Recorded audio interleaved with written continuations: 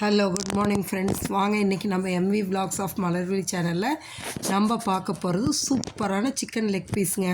இந்த leg piece வந்துட்டு chicken leg பீஸை நான் என்னோடய ஸ்டைலில் எப்படி செய்கிறேன்னு காமிக்கிறேன் பாருங்கள். 4 லெக் பீஸு நல்லா எடுத்து கழுவி மஞ்சத்தூள் போட்டு கழுவி வச்சுருக்கேன். அதுக்கு 2 ஸ்பூன் இஞ்சி பூண்டு பேஸ்ட் போட்டேன், 2 ஸ்பூன் மிளகாத்தூள் போட்டேன், ஒரு 1/4 ஸ்பூன் மஞ்சத்தூள், ஒரு 3 ஸ்பூனுக்கு கார்ன்ஃப்ளவர் மாவுங்க.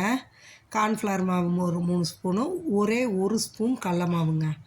இதெல்லாம் நான் கையாலேயே எல்லாத்தையும் எடுத்து போட்டங்க. மணி ஆகிடுச்சு, அவசர அவசரமாக செஞ்சிட்ருக்கேன். தேவையான அளவு உப்புங்க. இந்த சிக்கனை வந்து நல்லா மஞ்சத்தூள் போட்டு கழுவிட்டு எடுத்து அதில் பாருங்கள், ஒரு 1/4 ஸ்பூனுக்கு கரம் மசாலா பொடி போடுற பாருங்க.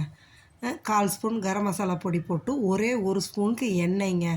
அந்த நம்ம கலக்கிற அந்த மாவு வந்து அதில் ஒட்டுறதுக்காக ஒரு 1/2 மூடி எலுமிச்சம்பழம், 1 ஸ்பூன் வேண்டியது இல்லைங்க, 1/2 மூடி, ஒரு எலுமிச்சம்பழத்தில் பாதி எலுமிச்சம்பழங்க.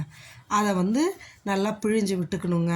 இந்த லெக் பீஸை வந்து நம்ம கத்தி வச்சு பீசஸில் அப்படியே கோடு போட்டு விட்ருங்க. நல்லா அழுத்தி ஒரு 2 ஸ்பூன் தயிருங்க ஊற்றி அப்படியே நல்லா கலக்கிடுங்க. நல்லா பிசைஞ்சு அமுத்துங்க.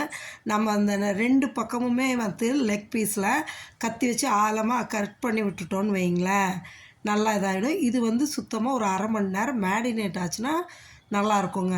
ஒரு 1/2 மணி நேரம் ஊற வச்சு தான் நம்ம எடுத்து வானலில் எண்ணெய் ஊற்றி காஞ்சதும் அப்படியே எடுத்து போடணுங்க. நான் 4 பீஸ் தான், அதனால் 2 போட்டு எடுத்துக்கோன்னு வச்சுருக்கேங்க. ஃப்ளேமை வந்து மீடியம் ஃப்ளேமுக்கு கம்மியாக வச்சுக்கோங்க. ஏன்னா ஃபுல் ஃப்ளேம் வச்சிங்கன்னா மேலெல்லாம் கரிஞ்சிடும், உள்ளார வேகாது.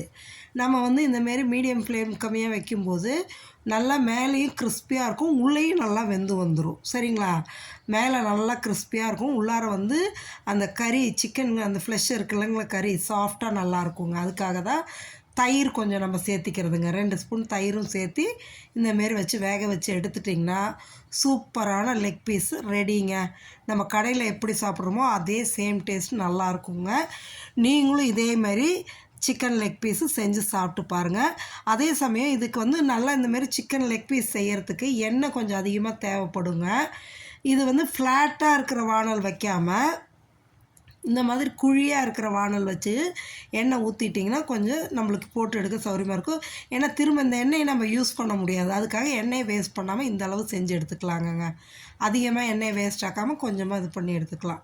சரிங்களா? மேக்ஸிமம் இந்த சிக்கன் மீனெல்லாம் பொரிக்கிற எண்ணெய் அடுத்தாப்பில் யூஸ் பண்ணக்கூடாது. அதுக்காக தான் பாருங்கள், சூப்பரான லெக் பீஸ் ரெடி. நீங்களும் செஞ்சு சாப்பிட்டு பார்த்துட்டு எப்படி இருக்குன்னு எனக்கு கமெண்ட் செக்ஷனில் சொல்லுங்கள். சரிங்களா?